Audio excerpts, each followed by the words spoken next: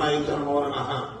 चित्रैः पदैश्च गम्भीरैः वाक्यैर्मानेन खण्डितैः गुरुभावं व्यञ्जयन्ती भातिश्री जयतीर्थव अर्थिकल्पितकल्पोऽयं प्रत्यर्थ जगकेसरी व्यासतीर्थ गुरुर्भूयात् अस्मदिष्टार्थसिद्धये तपो विद्या विरक्त्याच सद्गुणौघाकरानहम् वादिराज गुरून् वन्दे हयग्रीव पदाश्रयाम् पूज्याय राघवेन्द्राय सत्यधर्मरताय च भजताम् कल्पवृक्षाय नमताम् कामधेनवे वादी विजयशीलाय वरदाय वरार्थिनाम् वदान्य जनसिंहाय वरदेन्द्राय ते नमः। सुषमीन्द्र कलाब्जोत्तम राघवेन्द्र गुरुप्रियम् श्रीयतीन्द्र गुरुं वन्दे मूलरामार्चनेरतम्। सर्वेऽपि सुखिनः सन्तु सर्वे सन्तु निरामयाः सर्वे ಭದ್ರಾಣಿ ಪಶ್ಯಂತು ಸರ್ವೇ ಸುಗುಣಚಾರಿಣಃ. ಇಂದು ನಮ್ಮ ರಾಯಚೂರು ಜಿಲ್ಲೆಯ ಲಿಂಗಸೂರು ತಾಲೂಕಿನ ಈ ಕಸಬಾ ಲಿಂಗಸೂರಿನಲ್ಲಿ ಭೀಮಸೇನ ದೇವರ ಜಾತ್ರಾ ಮಹೋತ್ಸವ ಜನಮೇಜಯರಾಯನಿಂದ ಸ್ಥಾಪನೆ ಅಥವಾ ಪುನಃಸ್ಥಾಪನೆಗೊಂಡಂತಹ ಭೀಮಸೇನ ದೇವರ ಅಥವಾ ಮುಖ್ಯಪ್ರಾಣ ದೇವರ ಈ ಒಂದು ದೇವಸ್ಥಾನದಲ್ಲಿ ವಿಶೇಷವಾದ ಉತ್ಸವಗಳು ಆಗಾಯ್ತು ನಡೆದುಕೊಂಡು ಬಂದಿದ್ರೂ ಕೂಡ 100 ವರ್ಷದ ಹಿಂದೆ ಇಲ್ಲಿ ಒಂದು ವ್ಯವಸ್ಥಿತವಾದ ರೀತಿಯಲ್ಲಿ ರಥೋತ್ಸವವನ್ನ ಮಹಾರಥೋತ್ಸವವನ್ನು ಜರುಗಿಸುವಂತಹ ಒಂದು ಸಂಕಲ್ಪವನ್ನ ಅಂದಿನ ಹಿರಿಯರೆಲ್ಲರೂ ಕೂಡ ಕೈಗೊಂಡು ಅದಕ್ಕೆ ಒಂದು ಹೊಸ ರೂಪವನ್ನ ನೀಡಿ ತನ್ಮೂಲಕವಾಗಿ ಈ ಉತ್ಸವವನ್ನ ಜಾತ್ರಾ ಮಹೋತ್ಸವವಾಗಿ ಆಚರಿಸುವಂತಹ ಕ್ರಮ ಒಂದು ಶತಮಾನವನ್ನ ಕಂಡಿದೆ.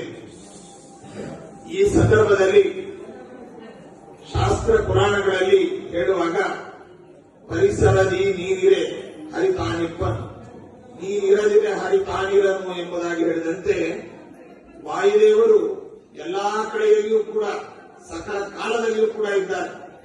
ಅದಕ್ಕೋಸ್ಕರವಾಗಿ ಅಮೃತ ಅಮೃತ ಎಂಬುದಾಗಿ ಶಬ್ದವಾಚ್ಯರಾಗಿದ್ದಾರೆ ವಾಯುದೇವರು.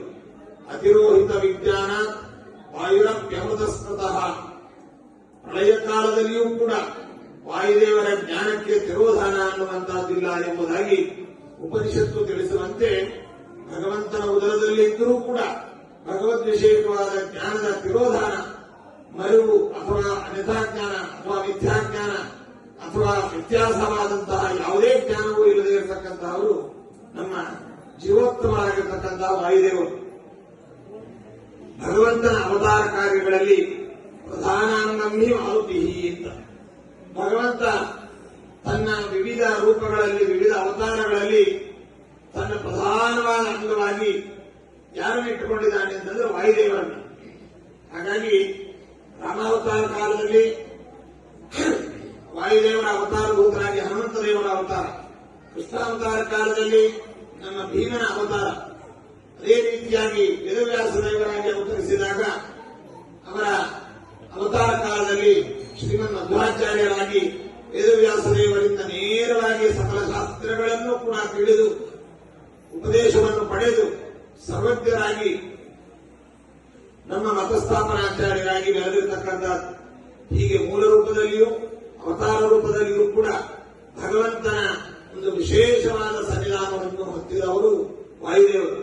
ಅದಕ್ಕೆಂದೇ ಕಲಿಯುಗದಲ್ಲಿ ತತ್ವಜ್ಞಾನದ ಒಂದು ಅವಲೇಶವೂ ಕೂಡ ಇಲ್ಲದೆ ಹೋದಂತಹ ಸಂದರ್ಭದಲ್ಲಿ ಎಲ್ಲ ದೇವತೆಗಳಿಂದ ಪ್ರಾರ್ಥಿತನಾದಂತಹ ಭಗವಂತ ಅವನು ತ್ರಿಯುಗಹೂತಿ ಎಂಬುದಾಗಿ ಪ್ರಸಿದ್ಧನಾಗಿದ್ದಾನೆ.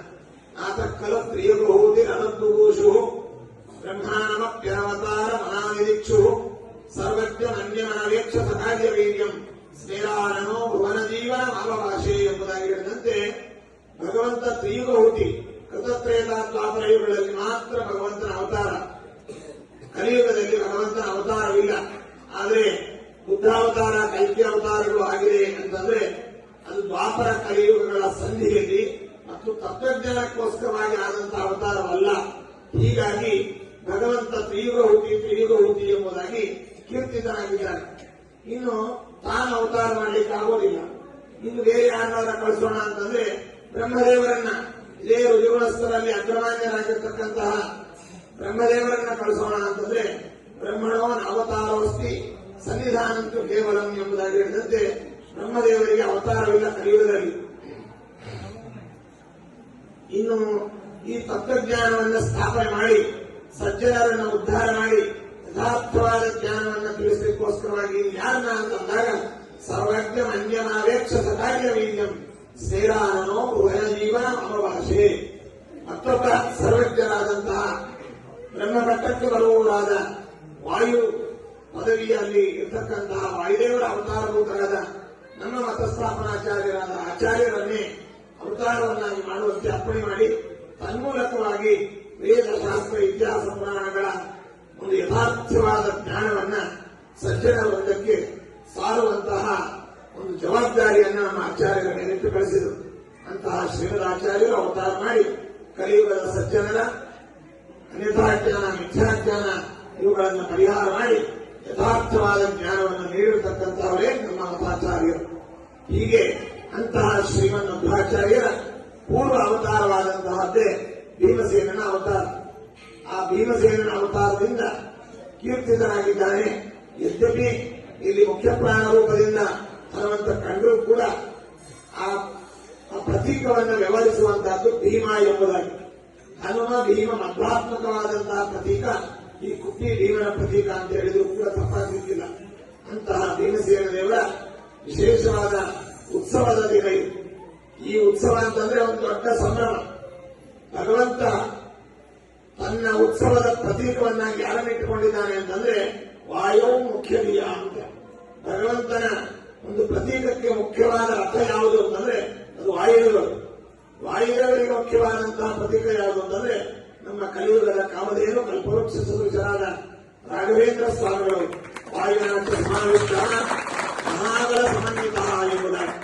ಅಂತಹ ಒಂದು ರಾಘವೇಂದ್ರ ಸ್ವಾಮಿಗಳ ಮುಖ್ಯ ಪ್ರತೀಕ ಯಾರು ಅಂತಂದ್ರೆ ಮತ್ಸಮೋ ಸಪ್ತಮೋ ಯೋಗಿ ಅದೇ ನೀವು ಭವಿಷ್ಯದಿ ಎಂಬುದಾಗಿ ಗುರುಸಾರ್ವರ ಒಂದು ಭವಿಷ್ಯವಾಣಿಗೆ ವಿಷಯವಾಗಿ ಇಲ್ಲಿ ವಿರಾಜಮಾನರಾಗಿರ್ತಕ್ಕಂತಹ ನಮ್ಮ ವರದೇಂದ್ರ ಸ್ವಾಮಿಗಳು ಅಂದ ಮೇಲೆ ಇವತ್ತು ಕುಪ್ಪಿ ವಿಮಾನ ಉತ್ಸವ ಅಂತಂದ್ರೆ ವರದೇಂದ್ರ ಸ್ವಾಮಿಗಳ ಉತ್ಸವ, ತನ್ಮೂಲಕವಾಗಿ ರಾಘವೇಂದ್ರ ಸ್ವಾಮಿಗಳ ಉತ್ಸವ, ತನ್ಮೂಲಕವಾಗಿ ಕುಪ್ಪಿ ಭೀಮನ ಉತ್ಸವ, ತನ್ಮೂಲಕವಾಗಿ ಅವರ ಆರಾಧ್ಯ ದೈವನಾದ ಮೂಲರಾಮನ ಉತ್ಸವ ಅನ್ನುವಂತಹದ್ದು ಇವತ್ತು ಈಗ ನಡೆದಿದೆ ಅಂತ ನಾವೆಲ್ಲರೂ ಈ ಅನುಸಂಧಾನವನ್ನು ಮಾಡಿಕೊಳ್ಳಬೇಕು. ಯಾಕೆ ಹೇಳಿದ್ರೆ ಈ ಪ್ರಾಂತ ರಾಮನ ಕಾಲಸ್ಪರ್ಶದಿಂದ ಪುನೀತವಾದಂತಹ ಪ್ರದೇಶ ಇದು. ರಾಮತೀರ್ಥ ಅಂತ ನಾವೇನಿಲ್ಲಿ ಕಾಣ್ತೇವೆ. ಇಲ್ಲಿ ರಾಮದೇವರು ತನ್ನ ದಂಡಕಾರಣ್ಯ ಯಾತ್ರೆಯಲ್ಲಿ ಸಂಚರಿಸಿ ಪವಿತ್ರಗೊಳಿಸಿರತಕ್ಕಂತಹ ನೆಲ ಇದು. ಅಂತಹ ನೆಲದಲ್ಲಿ ರಾಮ ಓಡಾಡಿದ್ದಾನೆ, ಹನುಮ ಓಡಾಡಿದ್ದಾನೆ. ಹಾಗಾಗಿ ಹನುಮನ ನಾಡಿನಲ್ಲಿ ಭೀಮನ ಉತ್ಸವ ಅನ್ನುವಂಥದ್ದು ಇಲ್ಲಿ ನಡೆದಿದೆ.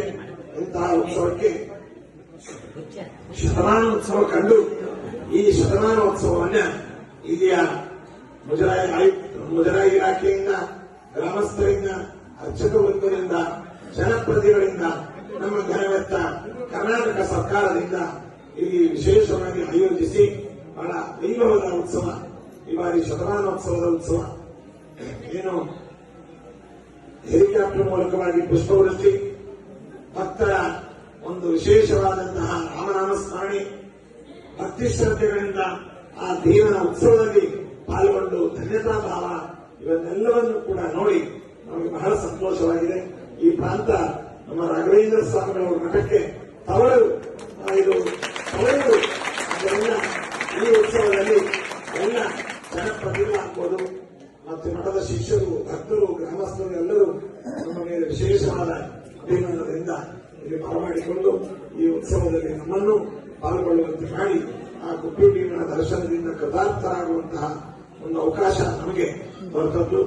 ಇಲ್ಲಿಯ ಎಲ್ಲ ಜನಗಳನ್ನು ಕೂಡ ಈ ಸಂದರ್ಭದಲ್ಲಿ ಅಭಿನಂದಿಸಿ ಎಲ್ಲರಿಗೂ ಕೂಡ ಅತಸ್ಥಂ ಕೇಶವಂ ದೃಷ್ಟ ಪುನರ್ಜನ್ಮನ ವಿದ್ಯತೆ ಎಂಬುದಾಗಿ ಭಗವಂತನನ್ನ, ಹರಿಗುರುಗಳನ್ನ, ಅಪಾರಗಳಾದಂತವರನ್ನ ಭಕ್ತಿ ಶ್ರದ್ಧೆಗಳಿಂದ ನಾವು ದರ್ಶನ ಮಾಡಿದರೆ ನಮಗೆ ಪುನರ್ಜನ್ಮವಿಲ್ಲ, ನಮ್ಮ ಎಲ್ಲ ಪಾಪಗಳು ಪರಿಹಾರವಾಗುತ್ತೆ, ನಮ್ಮ ಎಲ್ಲ ಮನೋದೇಶಗಳು ಪೂರ್ಣವಾಗಿ ಮನೋರಥಗಳು ಪೂರ್ಣವಾಗುತ್ತೆ ಎಂಬುವಂತಹದ್ದು ನಮ್ಮೆಲ್ಲ ಪೂಜ್ಯರ ಅನುಸಂಧಾನ. ಆ ಅನುಸಂಧಾನದಿಂದ ನಾವೆಲ್ಲ ಅನುಸಂಧಾನ ಮಾಡಿಕೊಂಡು ಭಗವಂತನ ಅನುಗ್ರಹವನ್ನು ಪಡೆದು ಪರಿಸರ್ವೋತ್ತಮತ್ವ ವಾಯು ಜೀವೋತ್ತಮತ್ವದ ತತ್ವವನ್ನ ನಮ್ಮ ಜೀವನದ ಹಂತದಲ್ಲೂ ಕೂಡ ಅಳವಡಿಸಿಕೊಂಡು ಆ ರಾಘವೇಂದ್ರ ಸ್ವಾಮಿಗಳವರ ವರದೇಂದ್ರ ಸ್ವಾಮಿಗಳವರ ಪದಂತರ್ಯಾಮಿಯಾದಂತಹ ಪೃಥ್ವಿ ಜೀವನ ಪದಂತರ್ಯಾಮಿಯಾದ ಉಪಾಸ್ಯ ಮೂರ್ತಿ ಮೂಲರಾಮನ ಅನುಗ್ರಹಕ್ಕೆ ಪಾತ್ರರಾಗೋಣ ಎಂಬುದಾಗಿ ಹೇಳ್ತಾ ಎಲ್ಲರಿಗೂ ಶುಭವನ್ನು ಕೋರ್ತಾ ಇದ್ದೇವೆ. ಸಮಯ ಜನ ಸುಖಿನ ಸಮಸ್ತ ಸಂಘಗಳ ಅನುಭವ.